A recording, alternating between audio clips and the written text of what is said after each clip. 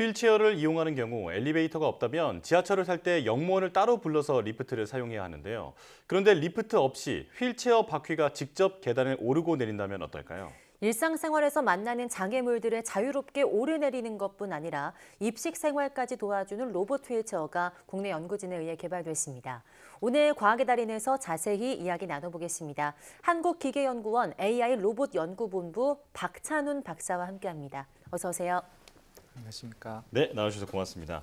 자, 평지에서는 물론 계단도 자유롭게 오르내리고 또 이제 기립을 할 수 있게끔 도와주는 휠체어를 개발하셨다라고 저희가 소개를 해드렸는데요. 어떤 휠체어인지 먼저 소개해 주실까요? 네, 이번에 개발된 로봇 휠체어 기술은 하지 장애인 분들이 휠체어에 탑승한 채로 계단을 오르고 또 일어서서 이동하고 작업하고 다양한 자세로 변환할 수 있는 기술입니다. 예. 기존의 휠체어 기술이 이동수단 제공의 목적이 있었다면 이번에 저희가 개발한 로봇 휠체어 기술은 하지 장애인 분들이 장애를 극복하고 일상생활에서 삶의 질을 크게 개선할 수 있도록 돕기 위해서 개발된 기술이라고 하겠습니다. 네, 그럼 이런 로봇 휠체어를 개발하게 된 배경도 있으실까요? 네, 그 로봇 휠체어는 하지 장애인 분들이 일상에서 겪는 여러 가지 불편을 해결해 드리기 위해서 저희가 개발하게 됐고요. 네. 하지 장애인들이 사용하기 어려워하는 인프라들, 그러니까 비장애인들을 위한 인프라들이 거의 대부분인데요. 네.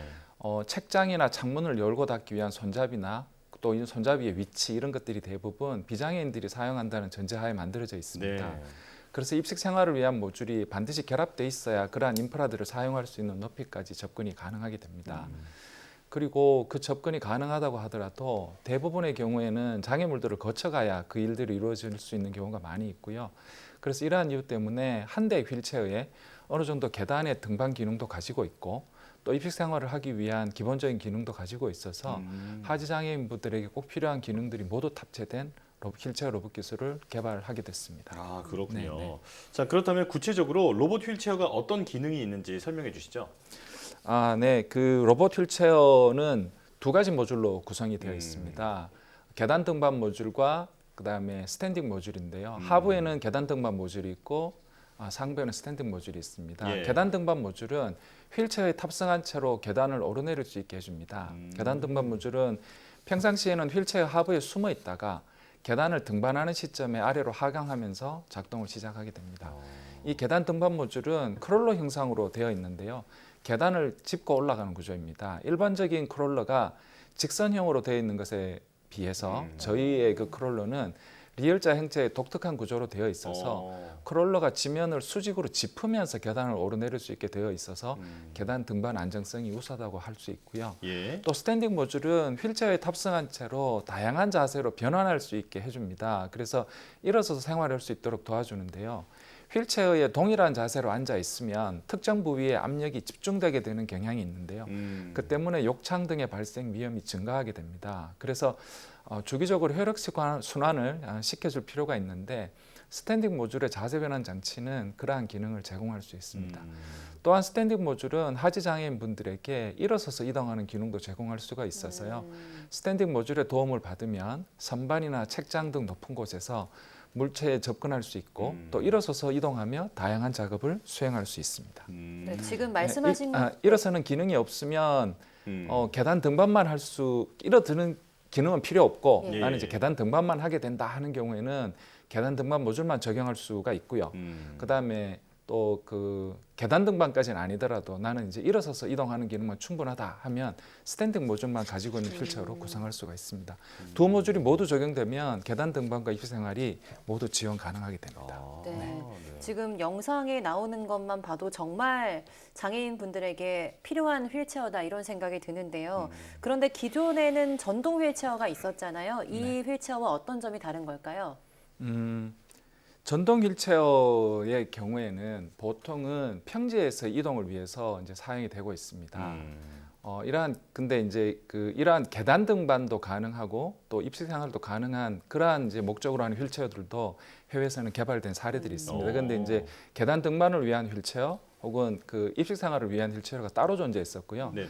계단 등반과 입식 생활 지원이 모두 가능한 그러한 휠체어는 없었습니다. 네. 그것은 계단 등반을 구현하는데 또 굉장히 복잡한 메커니즘들이 필요하고요.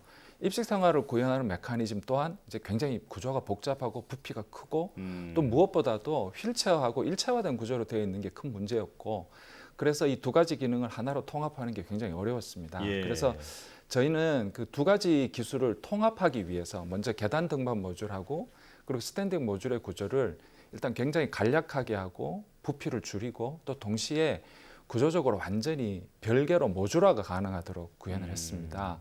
계단 등반 모듈부터 좀 설명을 드리면 리얼형의 크롤러 덕분에 크롤러의 상승과 하강 동작만 가지고 계단을 오를 수가 있어서요. 캐롤러의 이제 계단을 시작하는 시점이나 끝나는 시점에 별도의 추가 메커니즘들이 따로 필요 없도록 돼서 구조가 매우 단순화될 수 있었고요. 스탠딩 모듈은 기본적으로 그 여러 가지 복잡한 장치들은 버리고 평행사변형 구조 하나만 가지고 완전히 접히는 삼자유도 로봇팔 형태로 저희가 설계를 해서 의자 전체의 위치와 자세를 다 바꾸고 또 일어서는 동작도 동시에 가능하게 하면서도 모듈화 설계를 달성할 수 있었습니다. 그래서 저희가 지금 로봇 휠체어라고 부르는 것도 이러한 맥락이라고 볼 수 있고요. 예. 또 이를 통해서 계단 등반의 기능과 일어서서 동작하는 생활하는 동작의 지원을 하나의 휠체어에서 구현할 수 있었고 이것이 기존의 기술들과의 그 차별성이라고 할 수 있습니다. 아, 그렇군요. 자, 그렇다면 이제 실제로 이용하는 분들이 이걸 작동하는 것은 쉬운지 좀 그게 궁금한데 이 작동법은 단순한가요? 네, 작동법은 굉장히 단순합니다. 일반적인 전동 휠체어가 이제 수동 조작으로 되는 것처럼 네. 저희 휠체어도 그 방향의 제어는 좌측 팔걸이에 설치된 조이스틱으로 수동으로 조작을 할 수 있고요. 또 계단을 승강하고 또 승강할 때는 크롤러를 내리고 올리는 동작을 하게 되는데 그때도 우측 팔걸이에 있는 버튼을 수동 조작하면서 이제 그 동작을 하게 되고요. 또 입식 생활 장치에서는 일어서는 동작, 눕는 동작, 앞으로 기울이는 동작, 뒤로 기울이는 동작, 의자를 높이는 동작 등이 있는데 이런 동작들은 각각 버튼을 누르면 동작이 되고 버튼을 해서 이제 손을 떼면 멈추게 됩니다. 그런데 아무래도 동작이 매우 많고 다양해서 사용을 위해서는 어느 정도 익숙해지는 시간이 필요할 것이라고 생각이 됩니다. 네, 그 앞서서 이 로봇 휠체어의 로봇팔 형태가 설계가 됐다 이렇게 말씀을 해주셨는데요. 좀 더 자세히 로봇 휠체어라고 이름을 명명한 이유 좀 설명해 주시죠. 네, 그 저희가 개발한 휠체어는 네, 그 모양이 아주 독특하게 좀 되어 있는데요. 네, 그 네.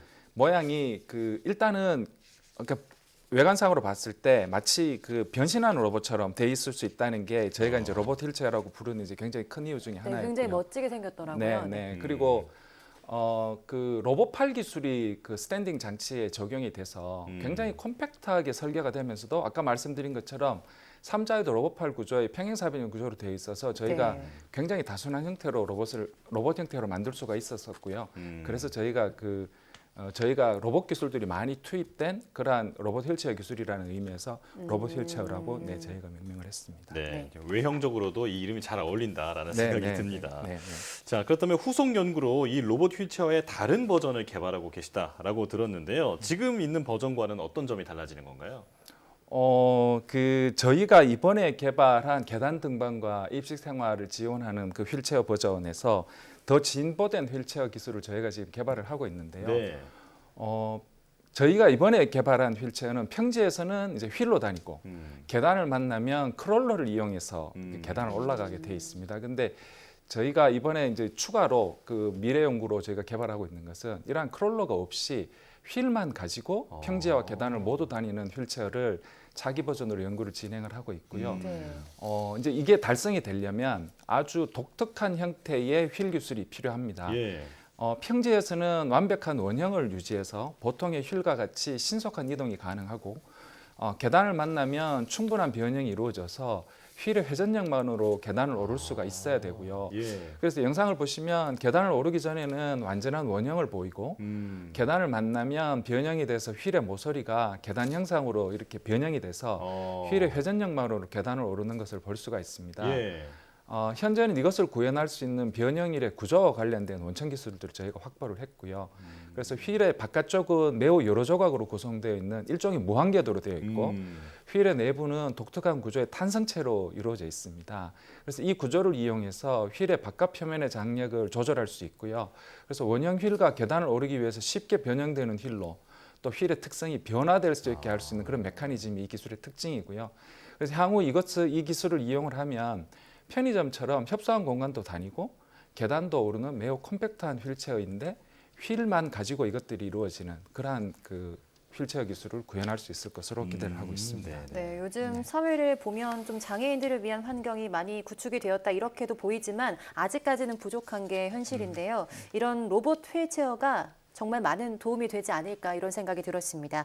한국기계연구원 AI 로봇 연구본부 박찬훈 박사와 함께했습니다. 고맙습니다. 고맙습니다.